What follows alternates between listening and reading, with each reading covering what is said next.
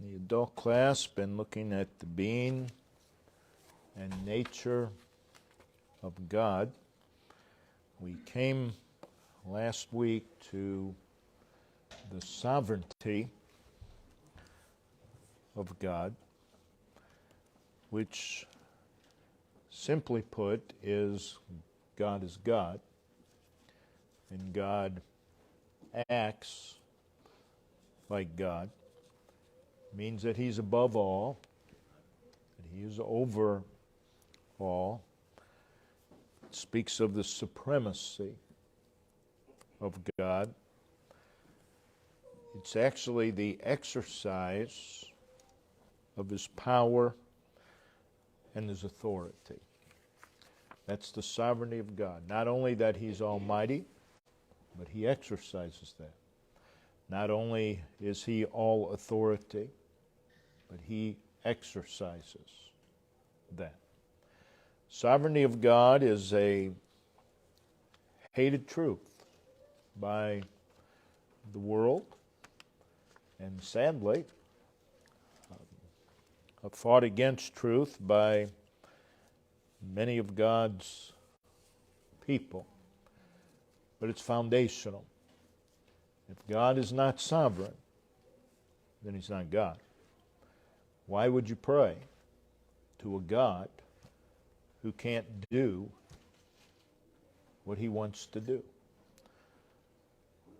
So it's foundational truth. So we want to look at the exercise of God's sovereignty throughout Scriptures. It is illustrated very plainly in creation.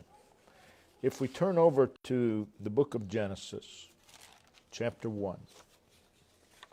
Book of Genesis, chapter 1. This, of course, records creation.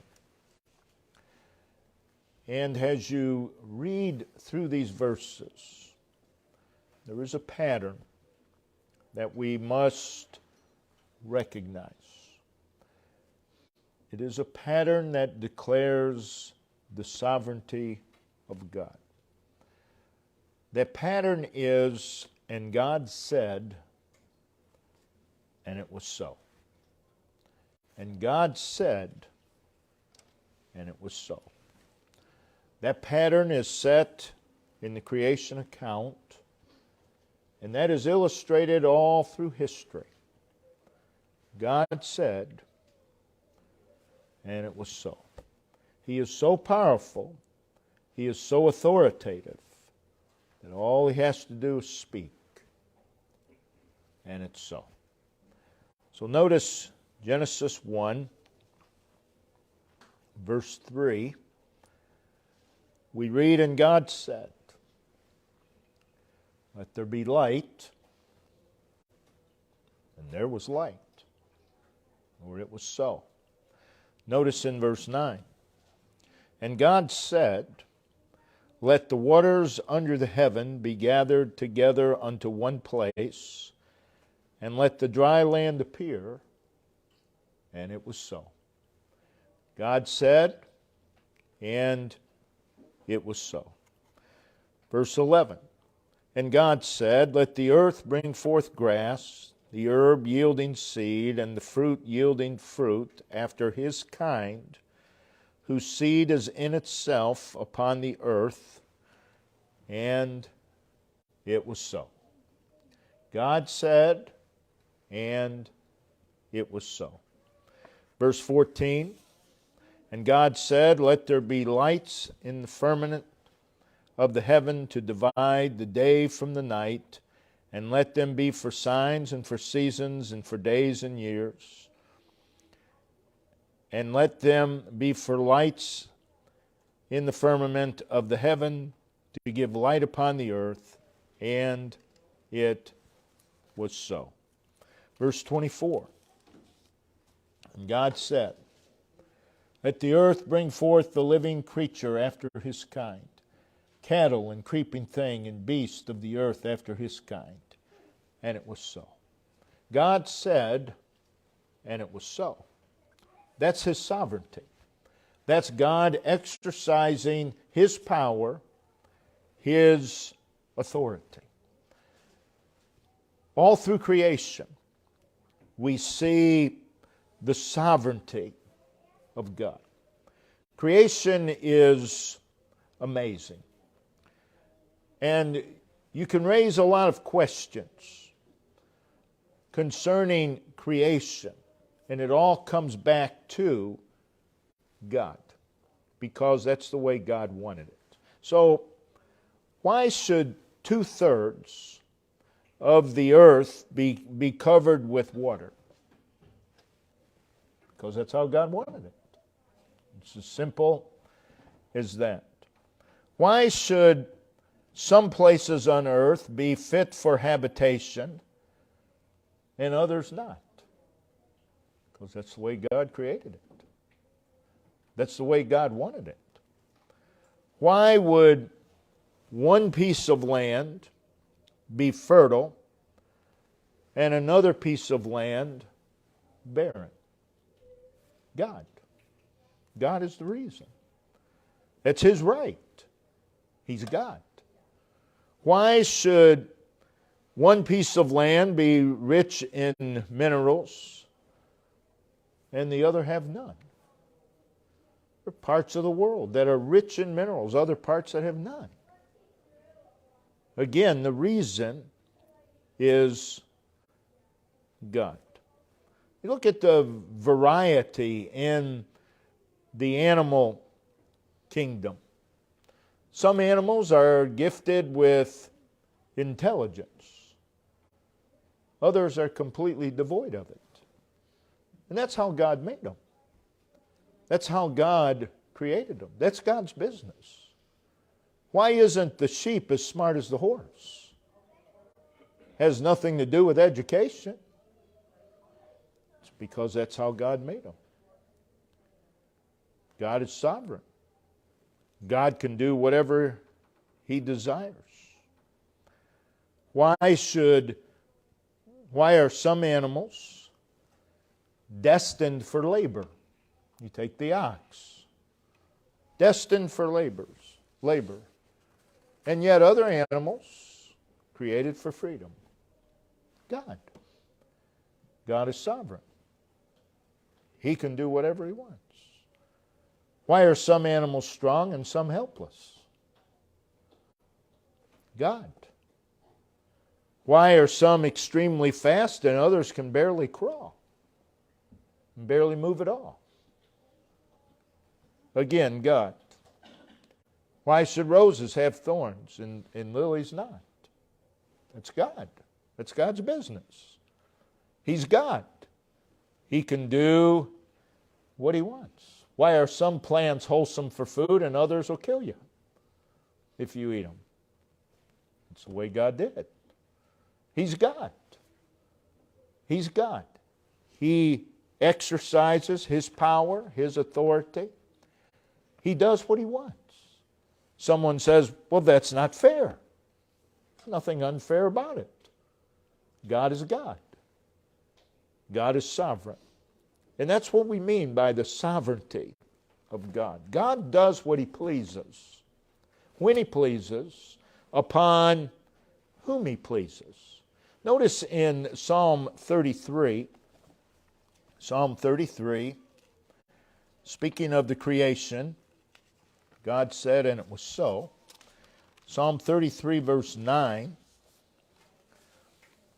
for He spake, and it was done.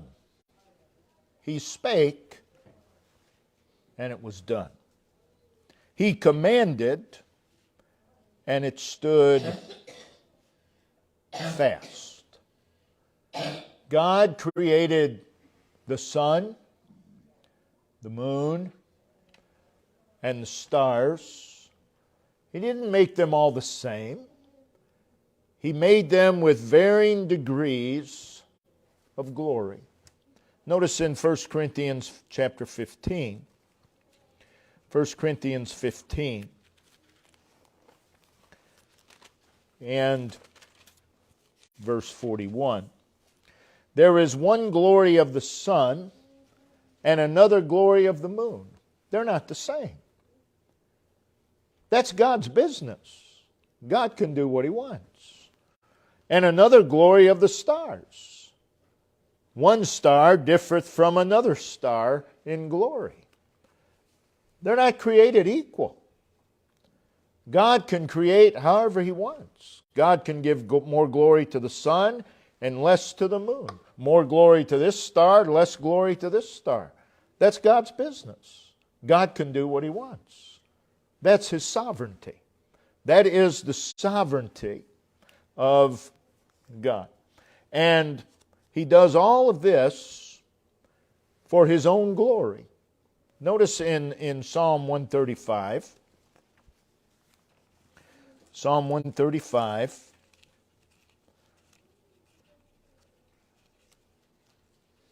in verse 6. Whatsoever the Lord pleased, that did He in heaven. Now, a lot of people don't have any trouble with that. God can do whatever He pleases in heaven. But read on. And in earth. God does whatever He pleases. In heaven and earth. That's His right.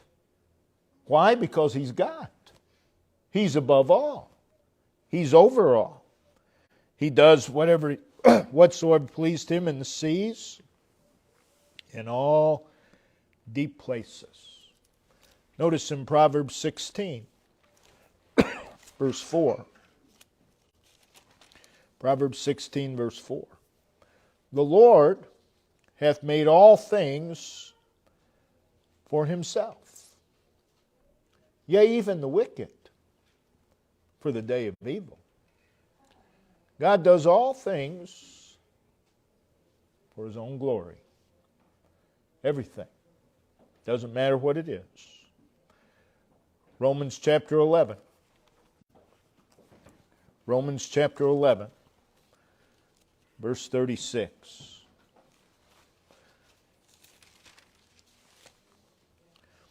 For of Him, and through Him, and to Him are all things, to whom be glory forever and ever. Amen. And then notice in Revelation chapter 4, in verse 11.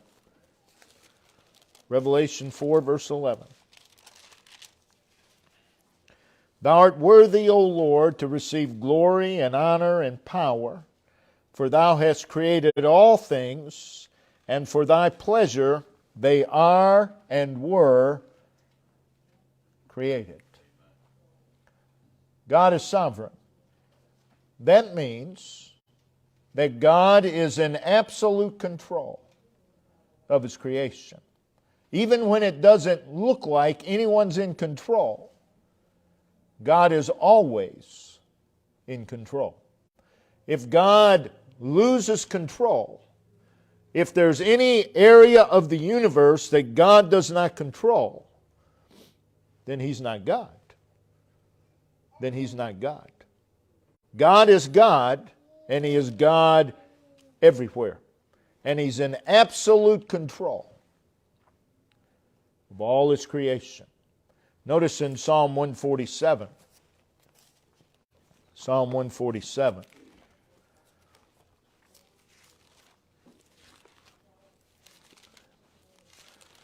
Verse 15 through 18.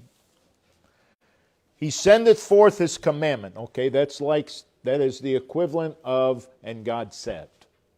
He sends forth His commandment upon earth.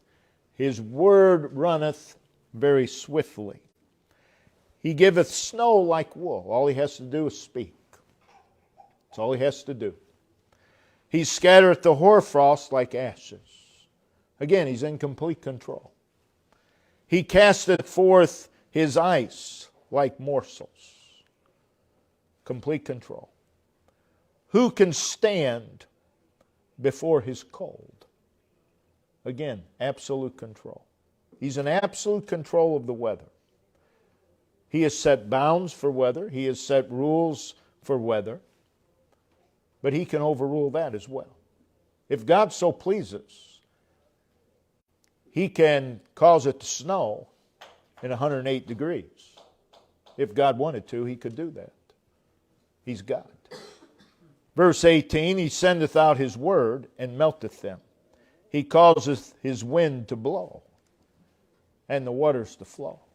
He does all these things, and He does them where He pleases. That's His right. He's God. He's sovereign. Notice in the book of Amos, chapter 4.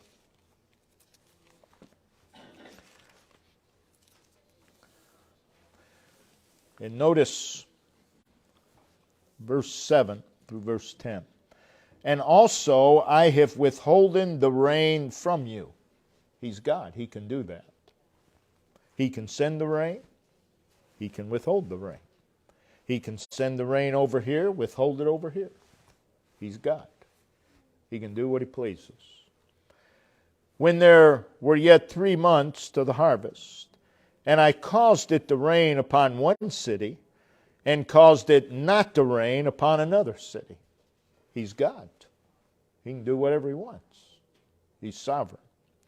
One piece was rained upon, and the piece whereupon it rained not withered.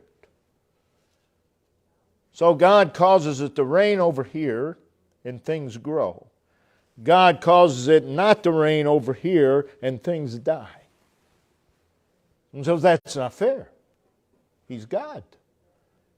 He can do whatever He pleases. Well, I don't agree. It doesn't matter. It doesn't matter. You're not God. He is. He's God. So 2 or 3 cities wandered into one city to drink water. But they were not satisfied. Yet have ye not returned unto me, saith the Lord. I have smitten you with blasting and mildew. God's in control of that stuff. When your gardens and your vineyards and your fig trees and your olive trees increased, the palmer worm devoured them. God caused them to increase, and then God sent the palmer worm, to devour them. God can do that. He's God. It's His right. I have sent among you the pestilence after the manner of Egypt. Again, He's God. He's sovereign. He has absolute right in all of these things. So God is sovereign over inanimate matter. He is sovereign. And this is illustrated all through the Word of God. It is illustrated in the flood during Noah's day. Notice in Genesis chapter 6 and verse 17. Genesis 6, verse 17. And behold, I, even I. That is, I, God, by myself, do bring a flood of waters upon the earth. I do it all by myself. And then he states the purpose of it: to destroy all flesh. I, God, all by myself, do bring a flood of waters upon the earth. And the reason I'm doing it is to destroy all flesh wherein is the breath of life from under heaven, and everything that is in the earth shall die. Again, we've said this many times. Catastrophes happen. Earthquakes, volcanoes, whatever. Newscasters get on, or they have some pastor get on, and how do you explain this? Well, we know this. God didn't have anything to do with it. Really? Then who did? He's God. He can do what He pleases. And you and I have no right to question God. We ought to just bow in reverence to the Almighty God. Then notice in Genesis chapter 7, verses 11 and 12. In the 600th year of Noah's life, in the second month, the 17th day of the month. Okay, that's pretty specific. That is a set time. The same day were all the fountains of the great deep broken up, and the windows of heaven were opened. God not only sent the flood, He sent it on the day, the month, the day, the year that He desired to send it. God is in control of the waters. He's in control of inanimate matter. He's in control of time. He sends it when He pleases. You think about the plagues upon Egypt, and we see God again in control. Absolute control. Notice in Exodus chapter 9. Exodus chapter 9, verses 23 through 26. Moses stretched forth his rod toward heaven, and the Lord sent thunder and hail. The Lord sent. Moses didn't send it. The Lord sent thunder and hail, and the fire ran along upon the ground, and the Lord rained hail upon the land of Egypt. So there was hail and fire mingled with the hail, very grievous, such as there was none like it in all the land of Egypt since it became a nation. And the hail smote throughout all the land of Egypt, all that was in the field, both man and beast, and the hail smote every herb of the field and brake every tree of the field. Then notice verse 26. Only in the land of Goshen, where the children of Israel were, was there no hail. Hail everywhere throughout Egypt, except for one place, Goshen, where God's people were. God can do that. God not only sends the hail, He sends it wherever He pleases. And He can send it over here and withhold it over here. And He does so for His own purposes. That's what we mean by the sovereignty of God. He's God. Notice in Exodus chapter 10, verse 21 through 23. God's in control of inanimate matter. Hail is inanimate. Verse 21 here of Exodus 10, and the Lord said unto Moses, stretch out thine hand toward heaven, that there may be darkness over the land of Egypt, even darkness which may be felt. So we have darkness, and we have a degree of darkness. Darkness that can be felt. That's dark. And Moses stretched forth his hand toward heaven, and there was a thick darkness in the land of Egypt 3 days. God not only sends the darkness, He's in control of the timing as well. It was dark, so dark that you could feel it for 3 days. They saw not one another, neither rose any from his place for 3 days.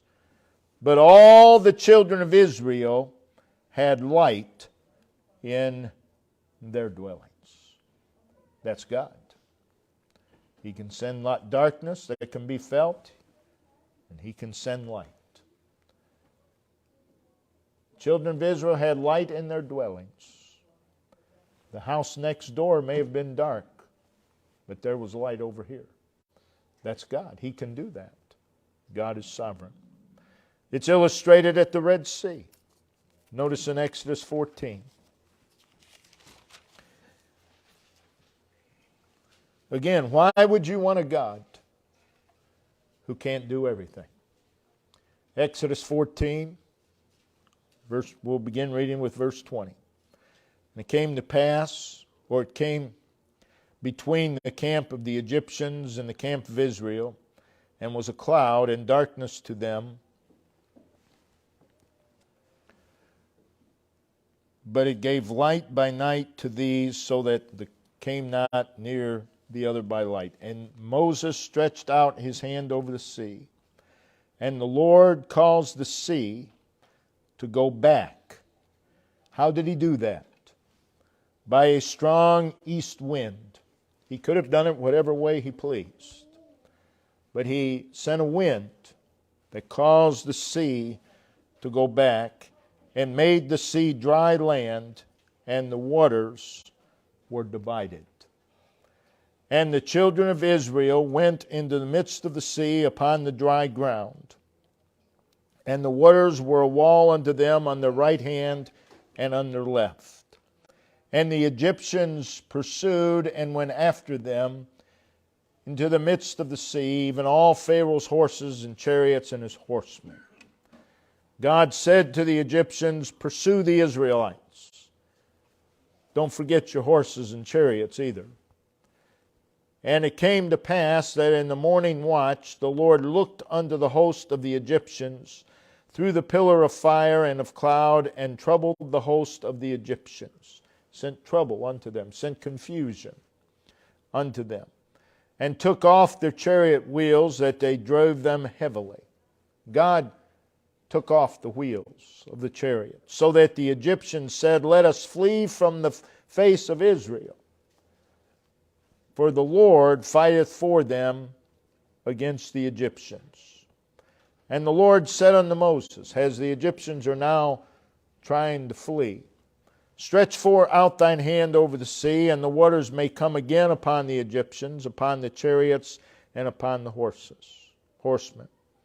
And Moses stretched forth his hand over the sea, and the sea returned to its strength when the morning appeared, and the Egyptians fled against it, and the Lord overthrew the Egyptians in the midst of the sea. And the waters returned and covered the chariots and the horsemen and all the host of Pharaoh that came unto the sea after them. There remained not so much as one of them, but the children of Israel walked upon dry land in the midst of the sea, and the waters were a wall unto them on their right hand and unto their left. Thus the Lord saved Israel that day out of the hand of the Egyptians. And Israel saw the Egyptians dead upon the seashore.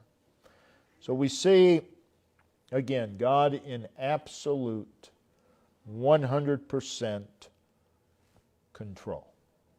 That's God. That's what we mean by the sovereignty of God. He's in absolute control of inanimate matter. He controls all the weather.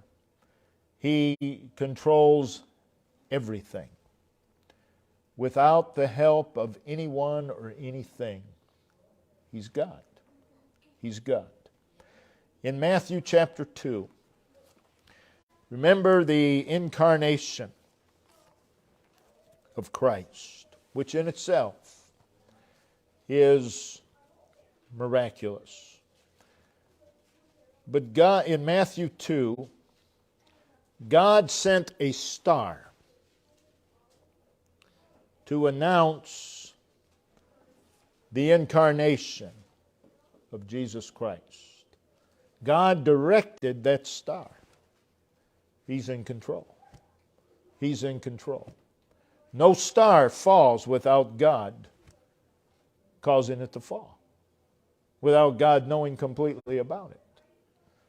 Notice in Matthew 2, verses 1 and 2, and when Jesus was born in Bethlehem of Judea in the days of Herod the king, behold, there came wise men from the east to Jerusalem, saying, where is he that is born King of the Jews? For we have seen his star in the east, and are come to worship him. Verse 9, when they had heard the king, they departed, and lo, the star which they saw in the east went before them. Who's directing that star? God is. He's sovereign. Till it came and stood over where the young child was. God is in absolute control of all things. The sovereignty of God. So God is sovereign over inanimate matter. God is also sovereign over irrational creatures. God is sovereign in the animal kingdom. And this is illustrated in several places. Remember, God brought the animals to Adam. And Adam was to name those animals. Notice in Genesis chapter 2. Genesis 2, verse 19.